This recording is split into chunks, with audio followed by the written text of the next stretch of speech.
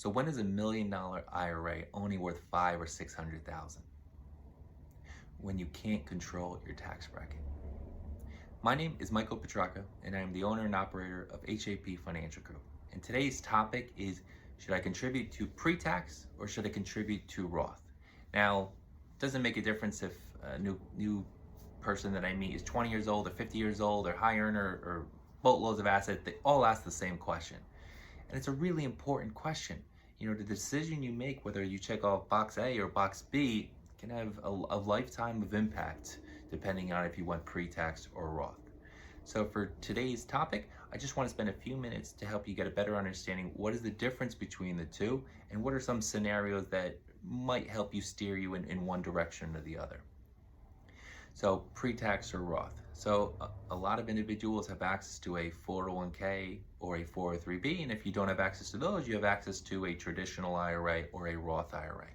So if we just spend a few minutes to kind of go over the difference between the two. So option one is, as you make $1 of salary and you want to contribute towards a retirement account, you could do it pre-tax. And what that means is exactly how it sounds. You don't have any taxes taken out, so a dollar goes directly into your 401k, so you're getting a tax break today, but when you take it out in retirement, you're going to pay income tax on it. Now, Roth is the exact opposite. Roth says, you know what, Uncle Sam, I'll pay the taxes today, but when I take it out in retirement, it's going to come out tax-free. So neither is right or wrong. A lot of times I tell people to do a combination of the two. So right now I'm going to spend a few minutes to kind of go over some of the things to think about as you make this decision. One is time horizon. So if you're in your teens, 20s, or 30s and are putting money away and you're not touching it for sometimes 30, 40 years, well, the power of compound interest over that time is unbelievable. To give you a quick example, let's say we put $5,000 away at 25 years old. Now let's say we have it invested in stocks and bonds and we earn a little over 7%. A little over 7% means you're going to double your money every 10 years. So that $5,000 we put away at 25 years old is probably going to have at least 4 doubles by the time we go to touch it. So that 5 is going to go to 10, 10 to 20, 20 to 40, 40 to 80,000. So that 5,000 you put away at 25, we put away pre-tax, meaning we got a deduction for putting that 5,000 in, but now that 80,000 is going to come out taxable on the back end. Obviously, Roth is the exact opposite.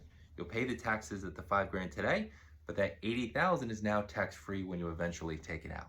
So if we have a long time horizon, we certainly want to lean a little bit more towards the Roth. Second thing to think about is your income. So the higher earner that you are, the higher tax bracket you're going to find yourself in. So if you are on the higher end of the scale, you might be paying between federal and state, north of 45% in taxes. If you find yourself in that situation, you might want to lean more for the deduction. Quick little scenario on that is most people are earning that because they're working. Now, when they retire, they'll probably be in a lower bracket. So if we put it away and save 45 cents on the dollar and we're in retirement and now it comes out at 25 cents on the dollar, we're making 20% on just that spread of tax situation alone. So if we're in a high earner, we might want to lean a little bit more towards the pre-tax option.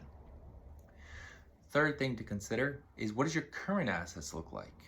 If we're sitting here at 55 years old and you've just done pre-tax savings your whole life and you don't have any after-tax money or nothing in a Roth, well, you're going to have a really big problem of controlling your tax bracket in retirement.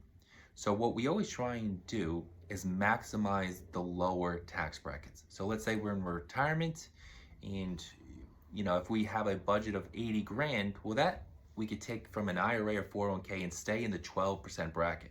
But pretty soon the 12% bracket becomes the 22% bracket. So if we find ourselves trying to stay at the 80 grand mark and now we find ourselves in November or December and, oh crap, I got to put a new roof, and we don't have a source that's after tax or Roth and we have to take it from a pre-tax, well, we don't have the luxury of taking it out of the 12% anymore. Now we're going to have to pay 22%, almost double the tax rate.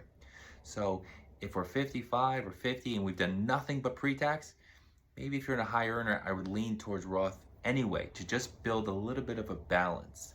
If I were to put a nice round number on it, I would at least want to get to retirement 1 part Roth, 2 parts pre-tax. If you do that, you should have a decent amount of control So you're not really getting whacked in any bad year that you have to deal with taxes with a high budget.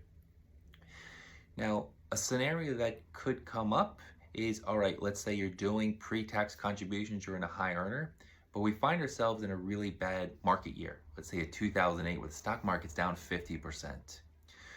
The stock market's down 50%, that's a tremendous sale. You know, that dollar that you get to put into the market down 50% probably has a lot of upside potential.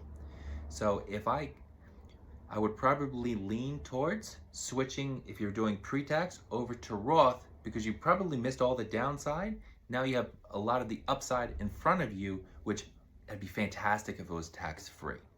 So that's one where you have to be a little bit more aware of what's going on. It may cause you to make a change on the fly.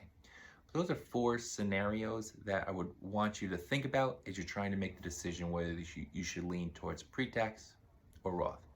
Thank you so much for joining. If anyone has any questions, feel free to give us a call or shoot us an email. Thank you so much.